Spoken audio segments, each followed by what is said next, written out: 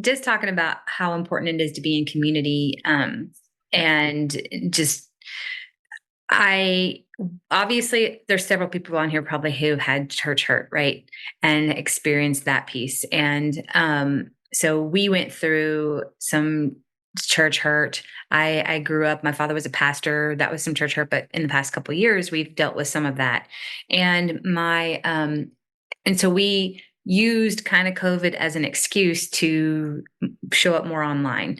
And just we continued to go to church online. So getting back in community has we've done that recently. We've actually started going to a new church, and it has been so amazing. And I'm loving this church service because I can really feel the Holy Spirit, the presence of the Holy Spirit moving. I also realized some ways that it was in our detriment that we weren't in community, and the ways that our family has suffered from that. And so I'm very excited to step back into community. I mean, I signed my son up for the middle school retreat. I signed myself up for the women's retreat. I don't know anybody that I'm going to be there with, but I'm just like diving headfirst back in because it's something that is very needed for our family right now. And so I love everything you shared. I wrote down encourage has courage in it, and stepping cautiously back into a new church environment and atmosphere. I'm seeing those three things that you mentioned, Anthony. And so I am encouraged by what I'm experienced seeing and what I quickly experienced when I went. It was fat. And I also recognized very quickly that pastor is filled with the Holy Spirit. He is on stage and he prays at the beginning, and he gets down on his knees in the front to pray. And he asks that people pray that they receive whatever the Holy Spirit has for them during this time, and that they pray for the pastor that he would speak only what the Holy Spirit would have him speak.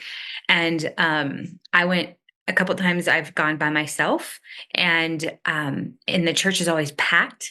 And it was a really neat thing, because there was one day that it was like one of my second time going, and there's so many people, but I felt so alone. Like I felt like there's like so alone in this crowd.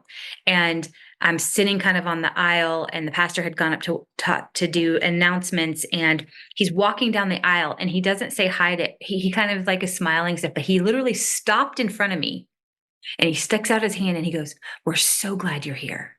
And I'm like, dude, I was just feeling like that I'm so alone. There's nobody here. I mean, I feel, even though there was people I kind of recognized, or that I've had known from other places, but he stopped in front of me and I was like, that was the Holy Spirit telling him that I was standing here and like, I'm so alone.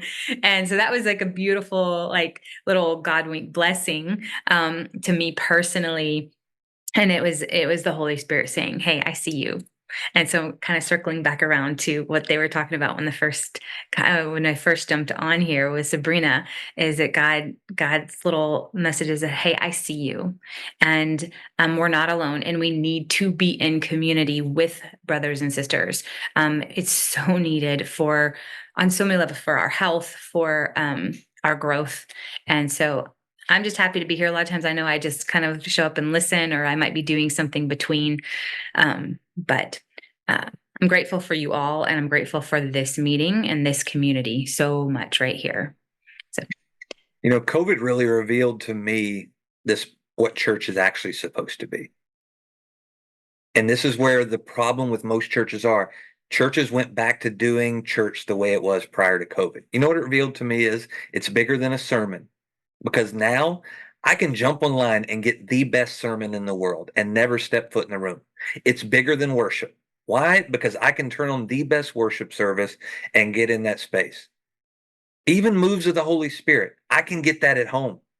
I can turn everything off. I can get in a place with God, and I can have a move of the Spirit in my life. What's the one thing that you don't get if you don't get in a room with like-minded people? Community. What's the one thing that we suffered in during COVID? Community. People didn't even have community in their own homes because we were looking for the structure of whatever it was. So now we're stuck in a place with our families, our wife, our kids, our husbands, and we struggled to find community with the people it should be easiest with. Isolation is the biggest tool of the enemy. Comparison is one of the biggest tools of the enemy. He uses these to isolate us, remove us, to get us to walk into a place, a church, a community of believers, and instantly start comparing them to what we've known, what we expect. And comparison is never a voice of a father. A father will never use comparison to make you better. A good father. He's not going to say, you need to be more like your brother.